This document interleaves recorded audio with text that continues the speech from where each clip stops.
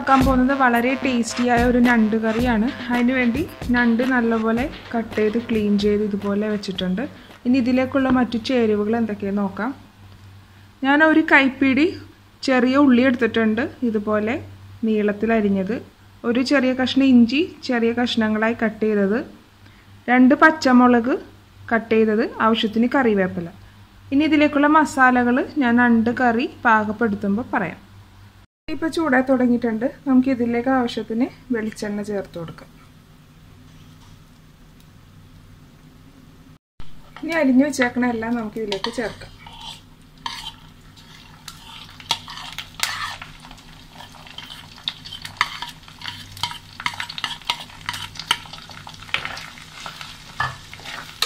ഇതിൻ്റെ ആ ഒരു പച്ചമണമൊക്കെ ഒന്ന് മാറുന്ന വരെ നമുക്കൊന്ന് വഴറ്റിയെടുക്കാം. അപ്പോൾ നമ്മുടെ ഉള്ളി ഇതെല്ലാം മുരിഞ്ഞിട്ടുണ്ട്. ഇനി നമുക്കിതിലേക്ക് മസാലകൾ ചേർക്കാം. ഞാനൊരു 1/2 ടേബിൾ സ്പൂണാണ് മല്ലിപ്പൊടി ഇതിലേക്ക് ചേർത്ത് കൊടുക്കുന്നത്. അപ്പോൾ അതിൽ തന്നെ നമ്മുടെ ഈ മല്ലിപ്പൊടിയുടെ ആ ഒരു പച്ചക്കുത്തൊക്കെ ഒന്ന് മാറി കിട്ടണം. അപ്പോൾ തീ കുറച്ച് വെച്ചിട്ട് വേണം നമ്മൾ മസാലപ്പൊടികളെല്ലാം ചേർത്ത് കൊടുക്കാൻ. ഇപ്പോൾ ഇനി ഞാൻ ഇതിലേക്ക് ഒരു 1/4 ടീസ്പൂൺ മഞ്ഞൾപ്പൊടിയും കൂടി ചേർക്കുവാണ്. ഇനി പച്ചമണമൊക്കെ ഒന്ന് മാറുന്ന വരെ നമുക്കൊന്ന് വഴറ്റാം. ഇനി നമുക്ക് ഇതിലേക്ക് മുളക് പൊടി ചേർത്ത് കൊടുക്കാം. 1 ടേബിൾ സ്പൂൺ മുളക് പൊടിയാണ് ഇതിലേക്ക് ചേർക്കുന്നത്. ഇതിൻ്റെ ആ ഒരു പച്ച കുത്തു മാറുന്ന വരെ നമുക്ക് വഴറ്റിയെടുക്കാം. അപ്പോൾ ഇതിൻ്റെ ആ ഒരു പച്ചമണമൊക്കെ മാറിയിട്ടുണ്ട്. നമ്മൾ മുളക് പൊടിയൊക്കെ ചേർത്ത്. അപ്പോൾ ഞാൻ ഇനി ചേർക്കാൻ പോകുന്നത് കുറച്ച് ചൂടുവെള്ളമാണ്. നമ്മുടെ ഈ മസാലയൊക്കെ ഒന്ന് യോജിപ്പിച്ചെടുക്കാനാണ് ചെയ്യുന്നത്. 2 ടേബിൾ സ്പൂൺ ഞാൻ ഇപ്പോൾ ചേർത്ത് കൊടുക്കുന്നത്. അപ്പോൾ ഈ മസാലയൊക്കെ ഒന്ന് മിക്സ് ചെയ്ത് വരാനാണ് ഞാൻ ചേർക്കുന്നത്. ഇത് നല്ലപോലെ മിക്സ് ആയിട്ടുണ്ട്.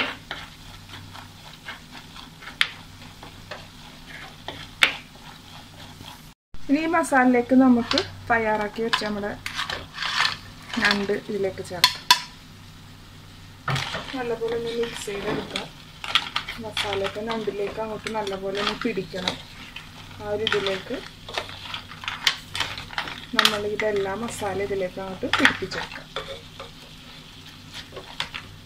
നമ്മൾ ഇതുവരെ മഞ്ഞൾപ്പൊടി, മുളക് പൊടി, മല്ലിപ്പൊടി ഈ 3 പൊടികളാണ് ഇപ്പോൾ ചേർത്തേക്കുന്നത്. ഇനി നമുക്ക് ഇതിലേക്ക് ഇനി ചേർക്കേണ്ടത് ഉപ്പ് ടേസ്റ്റിനനുസരിച്ച് ചേർക്കാം. ഉപ്പും കൂടി ചേർത്തു.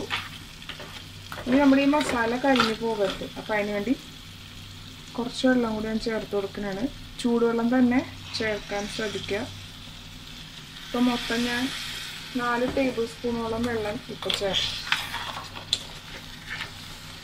അപ്പോൾ നമ്മുടെ ഞണ്ടിലേക്ക് മസാലയൊക്കെ നല്ലോണം ഇങ്ങനെ പിടിച്ചിട്ടുണ്ട്. നമുക്കിത് ഞണ്ടൊന്ന് വേവിച്ചെടുക്കണം.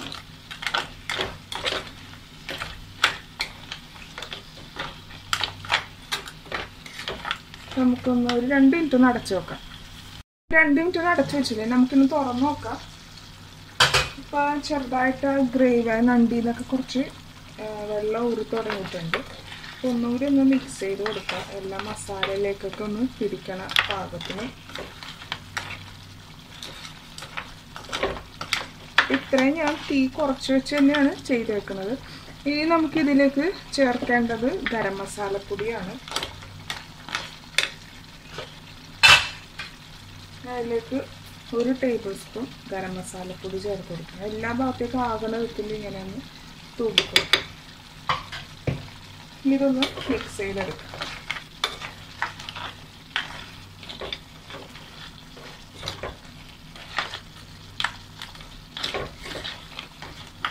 ഇനി നമുക്ക് കുറച്ചുകൂടി ഗ്രേവി വേണമെന്നാണെങ്കിൽ ഞണ്ട് കറി ഒരുപാട് ഗ്രേവിയൊന്നും ആവശ്യമില്ല. എങ്കിലും ഒരല്പം ഗ്രേവി വേണമെന്നാണെങ്കിൽ നമുക്ക് വെള്ളം ചേർത്ത് കൊടുക്കാവുന്നതേ ഉള്ളൂ.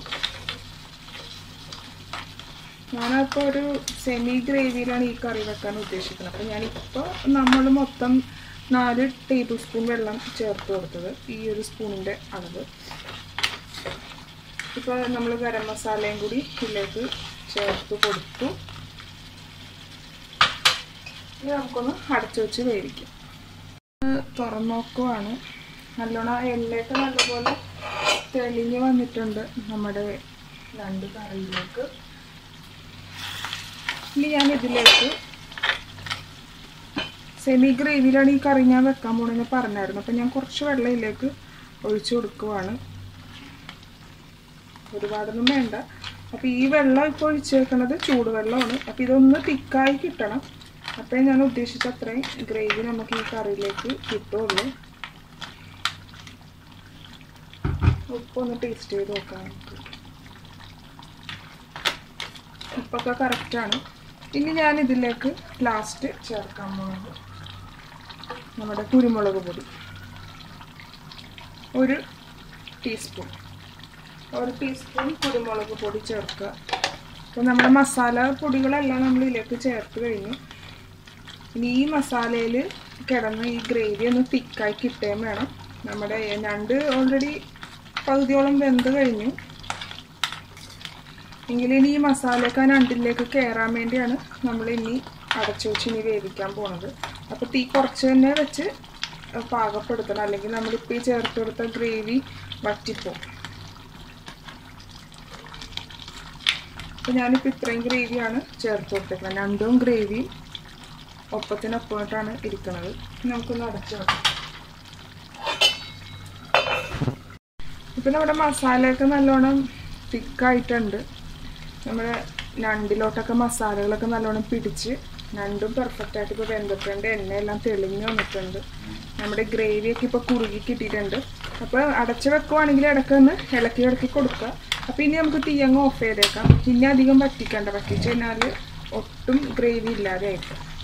അപ്പോൾ ഈ ഒരു സ്റ്റേജിൽ നമുക്ക് നിർത്താം. അപ്പോൾ ഷാപ്പിലൊക്കെ കിട്ടുന്ന അതേ ടേസ്റ്റിലാണ് ഞാനിപ്പോൾ ഈ ഞണ്ട് കറി ഉണ്ടാക്കിയേക്കണത്. ഇപ്പോൾ ഈ ഞണ്ടൊക്കെ വെന്തൊക്കെ വരുമ്പോൾ നല്ല മണമാണ് ഈ ഇറങ്ങിത്തോളാണ് മസാലയിലൊക്കെ കിടന്ന്. ഷാപ്പിലെ ഞണ്ട് കറിയുടെ അതേ ടേസ്റ്റിൽ തന്നെ നമുക്കിനി വീട്ടിലും തയ്യാറാക്കാം ഞണ്ട് കറി. അപ്പോൾ നമ്മുടെ ഞണ്ട് കറി ഇപ്പോൾ ഇവിടെ റെഡി ആയിട്ടുണ്ട്. ഞണ്ടിലോട്ടൊക്കെ മസാലകളൊക്കെ നല്ലോണം കയറിയിട്ടുണ്ട്. അപ്പോൾ നിങ്ങളും തീർച്ചയായും ഈ റെസിപ്പി ട്രൈ ചെയ്ത് നോക്കണം. നിങ്ങളുടെ അഭിപ്രായങ്ങൾ തീർച്ചയായും കമൻറ്റ് ബോക്സിൽ എഴുതുക. Thanks for watching my video. Hope you enjoyed it. Please subscribe my channel, follow and share my social network.